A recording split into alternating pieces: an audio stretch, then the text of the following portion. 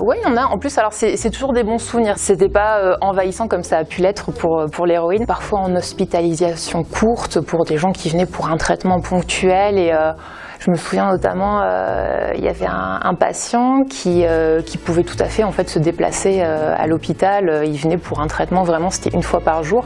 Il était styliste. Et il faisait, je crois qu'il était styliste de robe de mariée, enfin le truc. Et en fait, il travaillait quand il était à l'hôpital, donc il était sur son ordinateur en train de faire des patrons et tout ça. Et en même temps, je crois qu'il regardait Le Mentaliste. À cette époque, j'étais fan de cette série. Enfin, il y a plein de choses et d'échanges qui ont pu être ramenés au moment où je faisais des soins. Alors c'était des soins vraiment, des postes de perfusion, des choses assez simples. Mais j'étais étudiante, j'apprenais et ça me permettait finalement d'être assez apaisée et de bien faire les gestes en fait. Et puis c'était moi ma bulle d'air là quand on en parlait tout à l'heure, le fait de passer voir ce patient parce que c'était toujours un moment assez sympa, d'échange tout simple mais avec voilà, une bonne ambiance et pas aussi...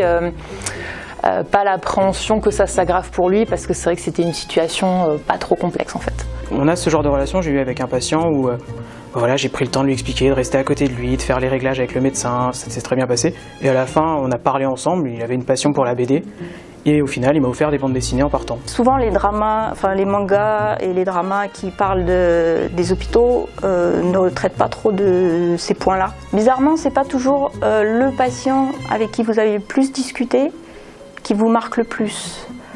J'ai une patiente, quand elle est décédée, je m'y attendais pas parce que je discutais pas, c'était ma patiente, mais je discutais pas autant avec elle qu'avec d'autres. Et quand elle est décédée, par contre, je l'ai très très mal vécu. Et du coup, dans ces cas-là, c'est comme si on perdait quelqu'un de sa famille, on a un vide complet. Et c'est assez difficile à vivre. Pour l'anecdote, il y en a une petite jeune fille, elle était assez jeune, elle avait une vingtaine d'années, qui s'appelait Elena, qui ne peut pas communiquer verbalement. Et elle a une synthèse vocale au niveau de ses pieds et elle a vu un de mes tatouages et elle m'appelait tout le temps Animal parce que c'était le seul symbole qu'elle avait qui pouvait me représenter. Parce qu'elle n'avait pas mon prénom dans sa synthèse. Donc elle me courait après, avec son fauteuil en disant Animal, Animal, Animal, en appuyant toujours sur sa synthèse vocale.